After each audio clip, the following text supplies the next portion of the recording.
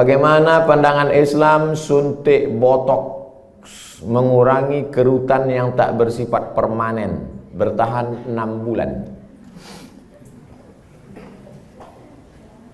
Tak boleh mencabut uban, karena uban itu nanti di akhirat akan menjadi cahaya. Lama saya berpikir, uban kok cahaya? Kenapa uban tak boleh dicabut jadi cahaya?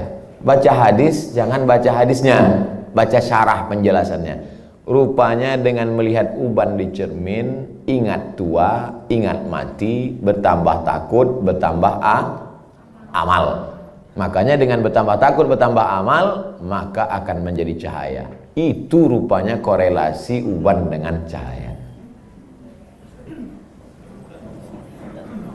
Apa hubungannya dengan kerut? Kerut sama uban juga sama, mengingatkan bahwa kita sudah tua. Saya dulu waktu muda tak ada ini.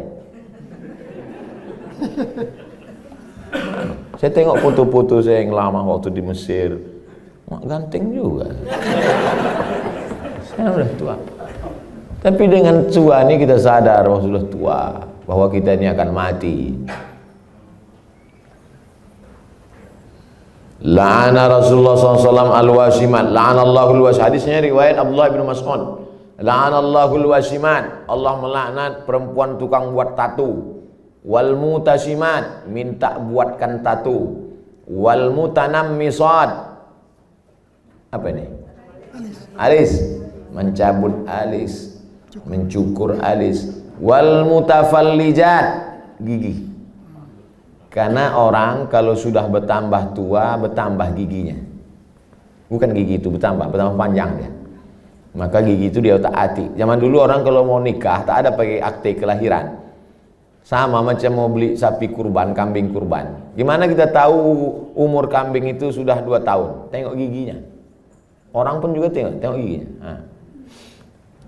Otak-atik gigi. Wal mughayyirat, yang nomor 5. Merubah ciptaan lil husni, karena untuk mempercantik. Kalau merubah ciptaan dari yang tak layak menjadi layak. Ibu bapak dokter yang gigi, tukang pasang kawat gigi, jangan sangka itu perbuatan haram. Ada memang dia perlu. Ada orang ini kalau dia senyum sama kita 3 hari kita tak bisa tidur. Nah, itu memang perlu dibetulkan, perlu luruskan, diperbaiki. Tapi kalau hanya untuk gaya-gaya aja, hari Senin pink, hari Selasa hijau, ini mubazir, perbuatan saya saudara setan. Oleh sebab itu maka kira-kira suntik botok mengurangi kerutan ini termasuk yang mana nih? Masuk kategori nomor 5, mughayyirat lil husni, merubah untuk mempercantik-cantik saja. Sebetulnya saya tengok-tengoklah, dia sebetulnya tidak berubah jadi cantik, dia saja merasa cantik. Berapa banyak orang yang operasi pipi, operasi dagu, operasi hidung, dia merasa cantik, kita takut.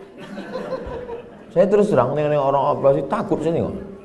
Dan saya tengok wajahnya yang operasi itu bentuknya sama-sama aja semua kan. Sama, macam bencong. Hidung panjang, dagu panjang, panjangnya tak tentu arah pula. Rupanya silikon itu tidak bisa berinteraksi dengan darah. Akhirnya membusuk. Busuklah darah di hidung ini. Kata dokter, ini mesti dipotong. Dipotong hidung ini. Alhamdulillah ada terapi lintah. Akhirnya digantungkanlah lintah.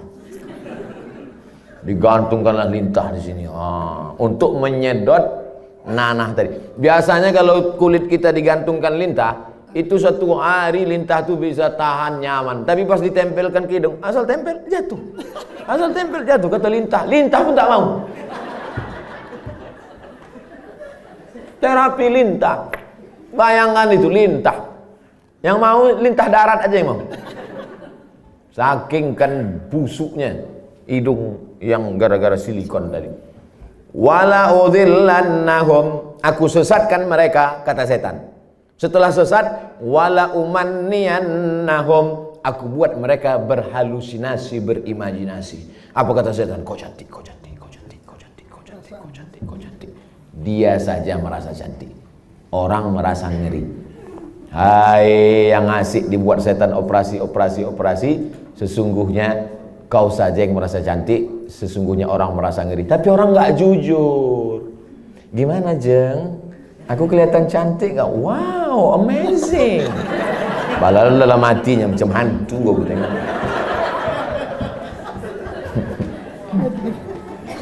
Baru dijawab, udah datang pertanyaan. Suntik filler untuk memancungkan hidung dan melancipkan dagu yang bersifat tak permanen 6 bulan. Tak permanen kata engkau. Siapa yakin malaikat maut tak datang dalam 6 bulan? Begitu lancip, cip, mati. Permanen kau.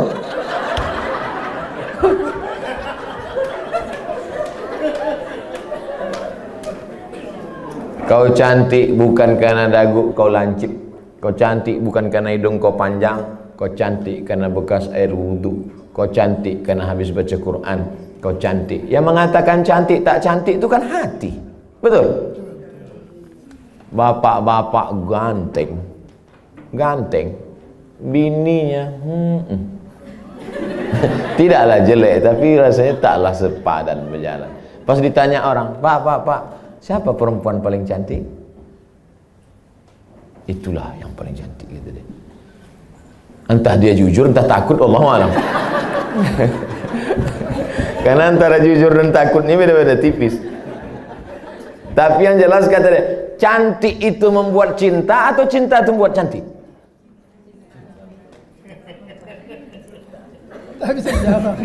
Gara-gara cinta itulah orang menjadi cantik.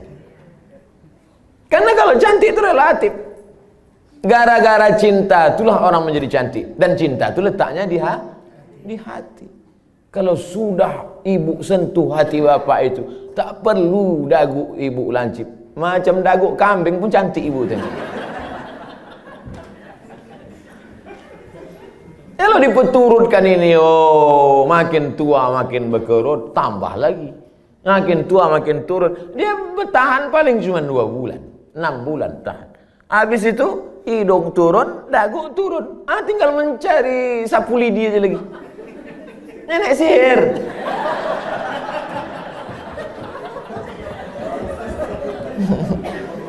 Berhentilah. Berhenti. Usah dipeturutkan ajakan setan ini. Kalau perbuatan itu haram, maka yang melakukannya pun ikut haram. Orang yang memberikan fasilitasnya pun ikut haram. Maka terjerumus dalam perbuatan haram kolektif. Saya kan cuma jual khamar. Saya nggak ada ngajak dia minum khamar. Saya cuma jual aja Pak Ustadz. Penjualnya ikut kena, pembawanya ikut kena. Khamar itu 6 ikut kena. Penjualnya, pembelinya, yang menuangkannya ikut semua. Supirnya ikut kena. Security-nya ikut kena. Tarik benang untuk meniruskan pipi, bertahan setahun, masuk pasal 5 semua. Jadi Islam itu unik hebatnya, dia tidak menyebutkan 1, 2, 3, tapi menyebutkan secara umum dan terkait. Mukjizat ini Nabi disebut punya jawami'ul kalim. Kalimatnya singkat tapi makna pada sampai hari ini bermakna. Apapun namanya, yang merubah ciptaan Allah bukan karena darurat, bukan karena tak layak. Merubah yang tak normal menjadi normal boleh. Yang sudah normal dia taati menjadi abnormal. Nauzubillah. Bapak mesti siap menerima bunga yang layu. Karena tabiat bunga pasti layu, kecuali bunga plastik. Nah itulah maka sekarang banyak perempuan yang mau jadi plastik.